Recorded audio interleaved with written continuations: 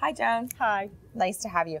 So we're going to go back to multi-platform stuff, but I want to start with the conversation with the digital video GRP. Okay, great. I would love for you to talk through that from ComScore's perspective and sort of your point of view on that. Okay, great. Well, for those of you not familiar with ComScore, our tagline is analytics for the digital world. And so we have a long experience in measuring how consumers use the various digital platforms, whether it's PCs, whether it's tablets, whether it's smartphones, and now in the truly multi-platform world, we're including television measurement in that, and most recently we're doing a big project with ESPN to even include radio. So it's really this 5-platform measurement solutions. And the idea here is that, when you're doing your analytics on the digital platforms, cookies don't buy products, people buy products. And so our job is to take all of the massive data that's collected from the analytics kind of approaches that are available out there and translate them into what actual people do. So, one of the issues that's been talked about lately in the industry is, the online GRP. Right? Should we use a GRP to measure the digital world? And but there's really a second question there that is, does the online GRP measure what we need it to measure? So there's really two parts to that question.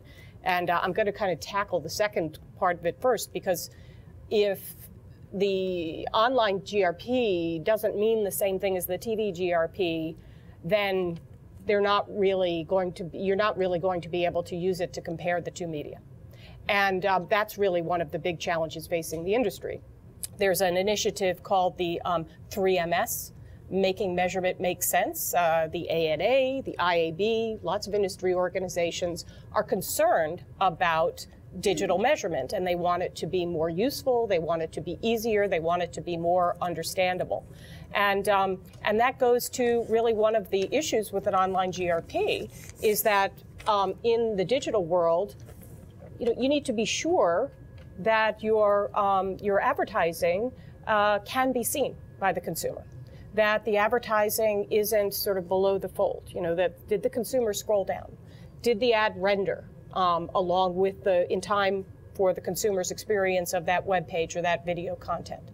So there's a lot of questions as to whether we can really compare. Remember, television is an opportunity to see measure. So, Joe, may I dissect sure, this a little bit? Because yeah. I think we're getting into some really interesting territory. So, Right. So first of all, when we talk about a digital GRP, what I'm hearing, especially with the 3MS project and knowing what that is, because a lot of that was driven by issues with display, right? Yeah, mm-hmm. And counting inventory that was never seen, was Yep, below the yep, fold, et cetera, yep. right? You're talking about a GRP that is broader than just online video. Right.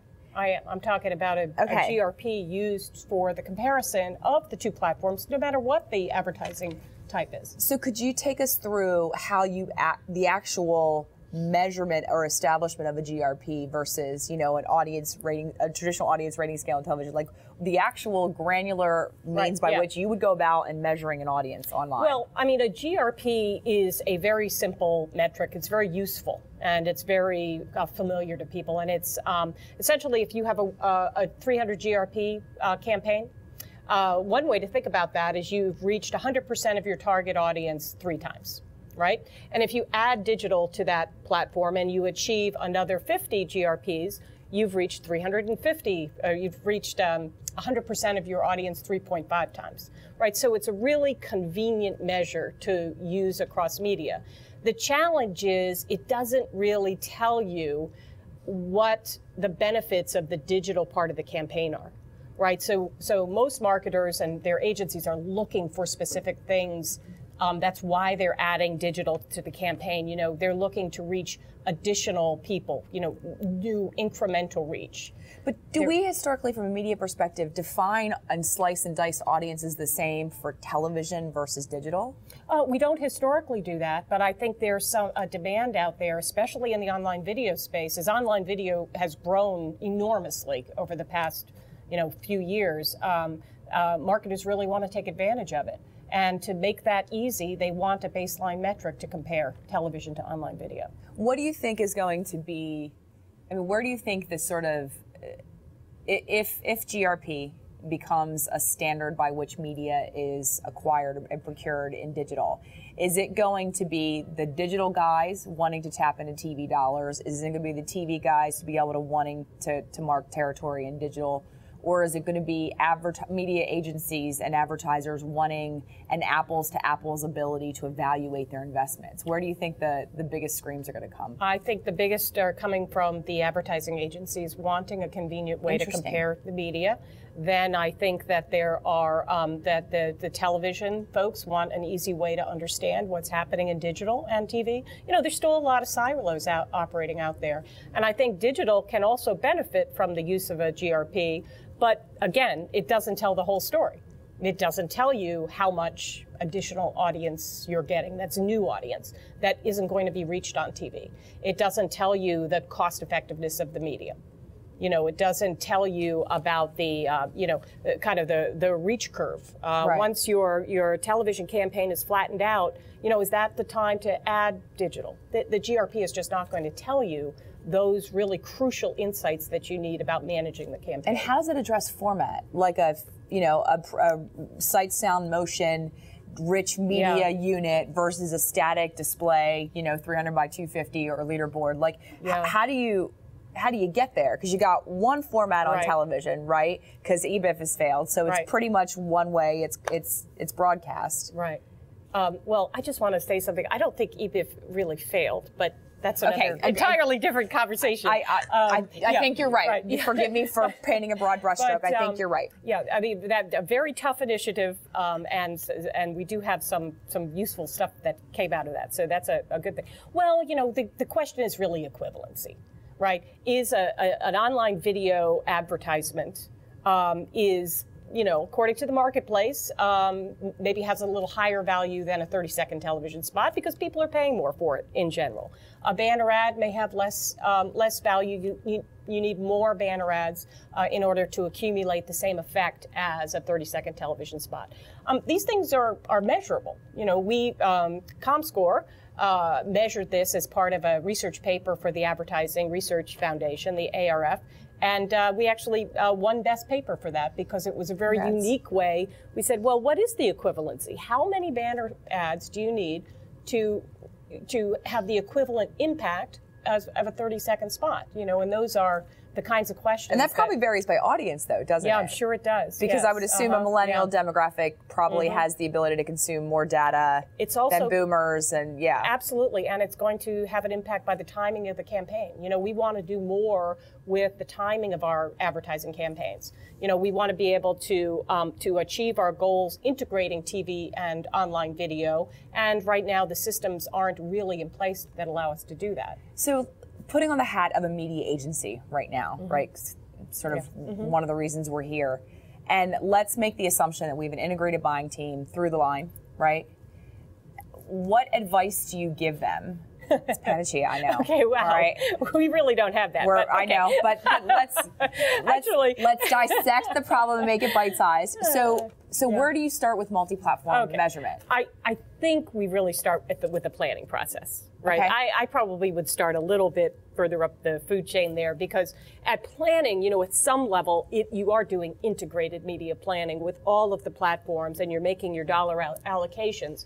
But then when it comes to making real choices, that's where things begin to get siloed. And in the buying process, things are very, very siloed. So, I think it's realistic for us to tackle the media planning process and say, okay, once we get down to making our choices about, specific websites or online video properties and television programs, once we want to get to scenario planning, let's take the campaign, let's overlay it on the multiple media, by the way, including mobile and tablet, and say, okay, how does that differentially deliver reach and frequency against my target audience? That's where I see the first step in really integrating is at this kind of deeper level of media planning. So you're advocating media mix modeling, basically, in order to be able to sort of make sure that you can tackle cross-platform. No, not at all. I mean, we've been using marketing mix modeling for over a decade, 2 decades now.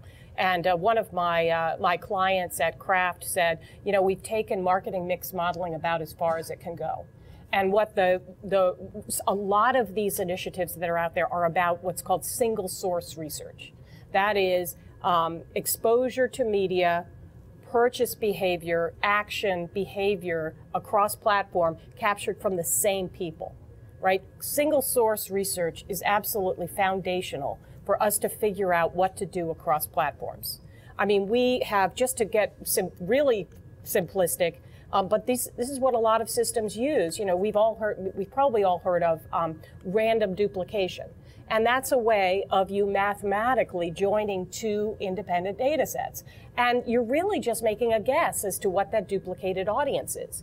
The only way to truly discover what the duplication is between two media assets, whether it's a TV show, an online video, an advertising campaign, is to measure it at some level as a single source. And that is something that ComScore is really embracing, is not only single source from a consumer panel point of view, but a single source from a census data point of view, where we're making observations in the data that create single source platforms that comprise millions of households and millions of people, not just 10,000 or 20,000 or 30,000 people. And believe me, to measure the digital platforms, you need census level data. I mean, when we look at our research, ComScore has a panel of 1 million consumers in the US and another 1 million outside the US, and that's not big enough to measure the digital world. So on top of that, we lay in what's called, what we refer to as census-based data, and that's where our clients incorporate a ComScore tag in their websites and their online videos, and that gives us the census of what's going on. So it's really a combination of those two methods that gets you to, adequate measurement in the digital space, excellent measurement in the digital space. Okay.